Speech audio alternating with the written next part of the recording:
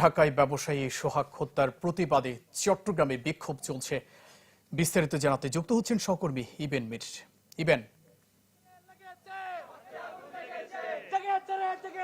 মঞ্জুর, আজকে চট্টগ্রাম নগরীর বিভিন্ন জায়গায় আসলে এই যে হত্যাকাণ্ড বর্বরতার প্রতিবাদে বিক্ষোভ মিছিল অনুষ্ঠিত হয়েছে। আমরা সেখানে দেখেছি বৈষম্য বিরোধী ছাত্র আন্দোলনকে, আমরা দেখেছি এনসিপি কে, আমরা দেখেছি বাকশাসকে, পাশাপাশি সাধারণ শিক্ষার্থী এবং শিবিরের পক্ষ থেকেও কিন্তু আসলে বিক্ষোভ মিছিল অনুষ্ঠিত হয়েছে।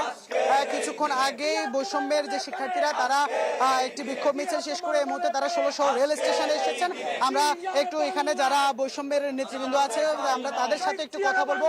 এই যে এই হত্যাকাণ্ড নিয়ে আপনাদের মূলত কি বলার আছে? এই হত্যাকাণ্ড কত বর্বরতা, সবাই দেখেছে এই বর্বরতা, যেখানে দল হিসেবে বিএনপিও এর বিরোধিতা করছে। এই হত্যাকাণ্ড আপনাদের আসলে কি বলার আছে? দেখেন, যেই হত্যাকাণ্ডটা ঘটেছে, একটা মানুষকে মেরে ফেলছে, মেরে আবার পাথর নিক্ষেপ করা হচ্ছে। তা এই বর্বরতা আয়ামে জাহিলিয়াতকেও হার মানায়।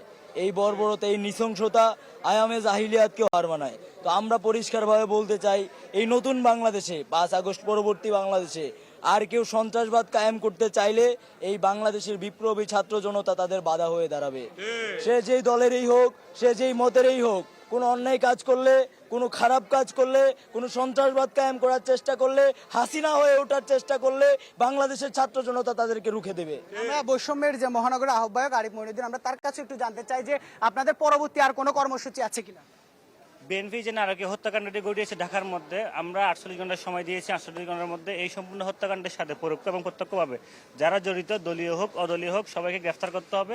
আর যদি গ্রেফতার না করে এবং একই সাথে বাংলাদেশে বিএনপি যে নৈরাজ্য তৈরি করেছে সন্ত্রাসের নামে, সাদাবাজার নামে, তারা যদি দলগতভাবে এটার বিরুদ্ধে শক্তিশালী অবস্থান না নেয়, আমরা পুরো দেশে জুলাইয়ের মধ্যে করে মাঠে নামবো। অসংখ্য ধন্যবাদ। শুনছিলেন আসলে এই যে সাধারণ শিক্ষার্থী বৈষম্য সহ যারা আছেন সবারই একই দাবি, এ ধরনের যেন আর কোনো হত্যাকাণ্ড না ঘটে। ইবেন, ধন্যবাদ আপনাকে। ঢাকায় ব্যবসায়ী সোহাগ হত্যার প্রতিবাদে চট্টগ্রামে বিক্ষোভ চলছে, সে খবর জানাচ্ছিলেন সহকর্মী ইবেন মির।